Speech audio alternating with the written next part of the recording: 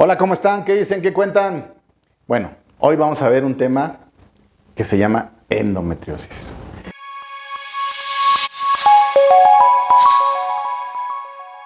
Es un tema que le podríamos decir el fantasma del dolor.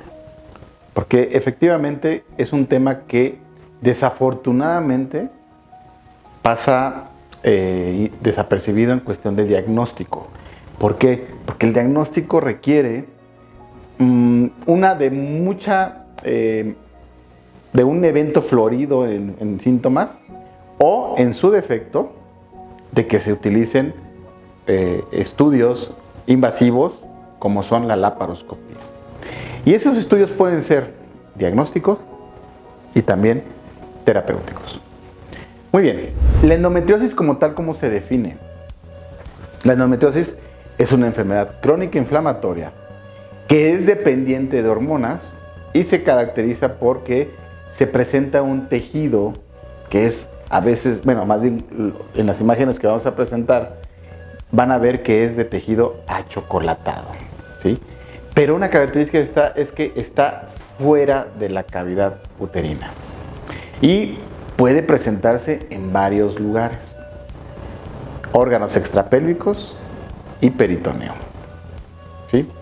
Esta enfermedad presenta una prevalencia más o menos de entre el 2 al 10% en las mujeres de edad reproductiva.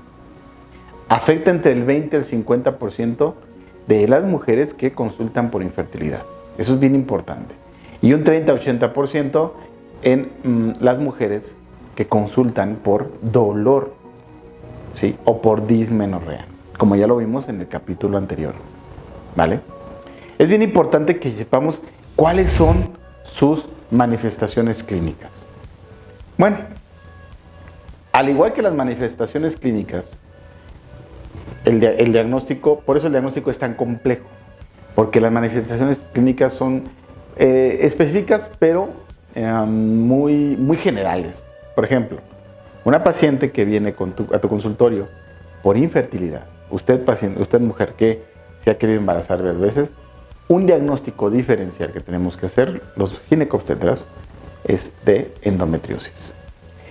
También vienen por presencia de tumores pélvicos. Es bien importante que tengamos en cuenta que existen una cosa que se llama endometriomas, ¿sí? El endometrioma es el tumor más característico, obviamente, de la endometriosis, pero hay algo bien importante con los endometriomas. En mi experiencia, me he encontrado con tumoraciones o endometriomas que su comportamiento es invasivo.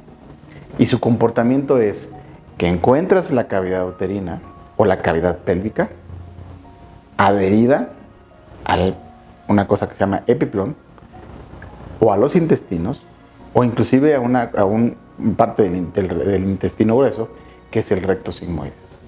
Entonces imagínate nada más que los endometriomas, aparte de que causan mucho dolor, y sobre todo, ¿cuándo causan dolor? Cuando se rompen. Ahí es cuando tenemos pacientes que han manifestado muchísimo dolor por presencia de tumores endometriales o endometriomas. ¿Cuál es la etiología de la endometriosis? Bueno, como muchas situaciones o enfermedades en ginecología y en otras más áreas de la medicina, hay teorías acerca de estas características, más bien de estas causas. Una de las teorías que aparentemente ha tenido más auge es una teoría que se llama Sampson. ¿Cuál es esa teoría? La teoría de Sampson nos dice que el tejido que está dentro de la cavidad uterina, que se llama endometrio, y que es un tejido que usted, paciente, usted mujer, menstrua, existe un viaje a través de las trompas uterinas en donde se va y se llama evolución retrógrada. O sea, va directamente hacia las trompas y entonces ese tejido cae en el hueco pélvico. Y de ahí empieza a viajar y a depositarse en varios lados. Esa es la teoría de Sampson o teoría de la menstruación retrógrada, ¿vale? Parte de ese flujo menstrual refluye hacia la cavidad abdominal a través de las trompas y obviamente se siembra el tejido endometrial en el peritoneo, ¿vale? Y eso es bien importante que lo tengamos en cuenta.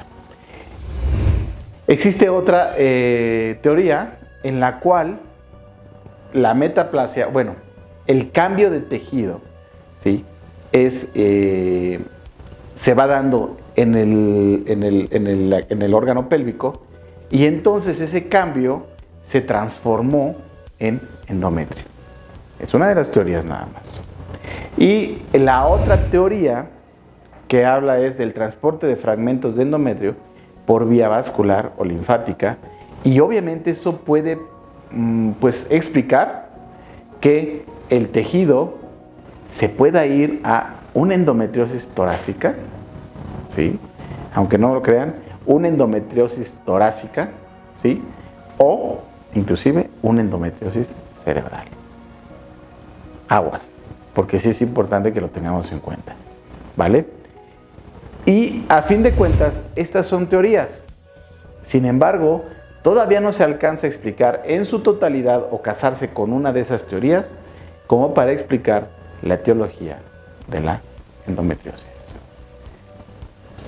Vamos a pasar al siguiente capítulo después para ver la clasificación y el diagnóstico de endometriosis. Comparte conocimiento y que una vez más triunfe el bien sobre el mal. Soy el Dr. Gerardo García en Ginecomex. Abramos la conversación. Síguenos en nuestras redes sociales. Nos encuentras como Dr. Gerardo García y Ginecomex, por un embarazo con perspectiva de género y un parto digno. Gracias por suscribirte y darle clic a la campanita.